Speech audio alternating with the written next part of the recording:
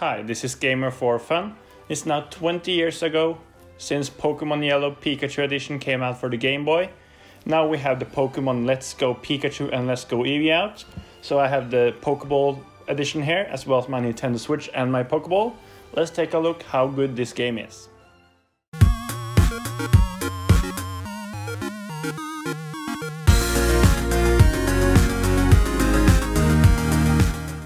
So before going into the review, here's the unboxing of the product itself.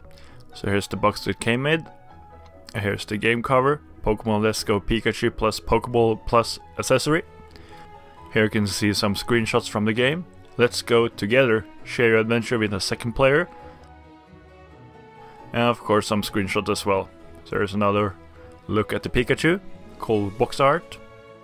And this is a set on the side, so hit the Pokeball Plus. Here it says on it's a Pokeball and a controller, and your Pokeball Plus contains Mew, so you get Mew inside the Pokeball, which is kind of a paywall. So here we're opening up the game itself, the USB-C charging cable for the Pokeball Plus, the Pokeball Plus itself. It has a bubble wrap. And here we have the game. So this is the European and the UK version, I think. And the backside of the game. Connect for more fun to Pokemon Go. And of course it also contains plastic around the box. So we'll open this one up. Inside the game case you find some manuals or advertisements, as well as the game itself. So here's you explore the Pokemon trading card game. And a bit more information. This is the Pokeball Plus itself. It's quite small. You can see it has the cable which you can put around your hand, and a finger ring as well. So here's the Pokeball on the front. You can press the joystick or the Pokeball in the middle, and then it lights up, at least until you have connected it to your game. You can also use it to Pokemon Go. So this is all the inside of the box. The game, the Pokeball Plus, and the literature. So now let's go to the meat of the review itself.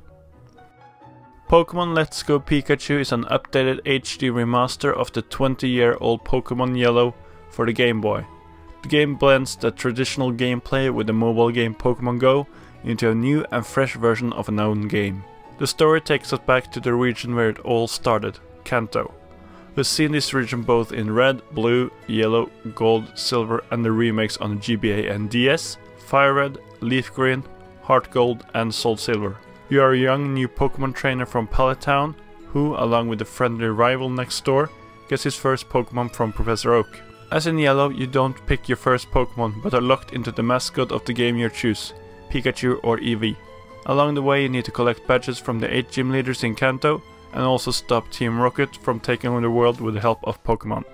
In the old Game Boy games, your rival, Blue, is always a step ahead of you and teases you all the time throughout the game. In the Let's Go games, your rival is the same places as Blue, but this time the new rival is a kind of helper who both encourages you and helps you in the quest to catch all the Pokemon, become the Pokemon champion, and beat Team Rocket. Since Pokemon Let's Go Pikachu is the first Pokemon game in HD on a Nintendo home console, I had high expectations of what a Pokemon world will look like. Therefore, it was gratifying to see that Game Freak chose to go back to where everything started in 1998, Kanto. This will be the 5th time in the Pokemon game that you can play in the home region of Red, Blue, Professor Oak, Gary, Ash, and all the others known from the first generation of Pokemon. The Pokemon, surroundings, cities and inhabitants of Kanto have never looked better.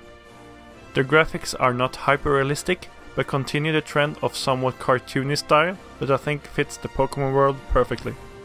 The Pokemon attack animations and idle animations look the best they have ever done and reminds me a lot of the GameCube Pokemon spin-off. There are also many cutscenes in the game. You can see people, Pokemon and gym leaders interact with each other and Pokemon that affects the story. There are also a couple of heartbreaking moments that the original Game Boy games could never have shown the same way. In the gyms you can now see even more details and not just the 8-bit graphics of the Game Boy, which creates a wonderful atmosphere, and the gyms also have spectators who watches the battles, and that gives you a feeling that one is watching a sport that many are loving. My favorite gym design from Let's Go is Sabrina's gym in Saffron City. The sound is some of the biggest upgrades since the Game Boy days. Hearing the classic red, blue and yellow tunes in a new and better version with a full orchestra gives me goosebumps and takes me straight back to the days when I was a kid and played for several hours of Pokemon Red, Blue and Yellow. Pikachu and Eevee are the only two Pokemon that have their own cries, taken from the TV show. The other Pokemon has the same 8-bit sound effects that we heard for 20 years now. This is a bit disappointing, and it would have been better if they could use the sounds of the other Pokemon from the TV show as well. When announcing the game, many were skeptical about the game being too easy and too like Pokemon Go. Wild battles were replaced by a minigame that is similar to the capturing mechanics of the Pokemon Go mobile game, and the only time you fight against wild Pokemon in a traditional way is against legendary Pokemon like Mewtwo, Moltres, Zapdos and Articuno. There are many traditional Pokemon trainers to fight against in Kanto, so those who fear that there will be not enough wild battles to train Pokemon in should not be concerned. The game motivates you to capture many and all the Pokemon you encounter in the game. You can see all the Pokemon in the overworld, in the right size relation to the player, and one has to go into the Pokemon to start capturing them. This makes it easy to avoid the Pokemon you don't want to catch, so no more wild encounters with Caterpies or Zubats. If you catch a lot of Pokemon without catching someone else, or the Pokemon escaping from battles, you can get a catching streak that makes more rare and good stats Pokemon appear. It also increases the chances to encounter a shiny Pokemon. Many trainers give you both money and Pokeballs as prize after beating them, and the price of Pokeballs from stores has dropped slightly. The Pokemon levels up every time you fight other trainers or gym leaders and when you catch Pokemon in the capture minigame. You get EXP share very early in the game, so you share the experience with all the Pokemon you have in your party. This can make the game a little easier if you catch a lot of Pokemon all the time, but this is necessary when one of the post-game goals is to fight all 153 Master Trainers that are unlocked after completing the Elite Four.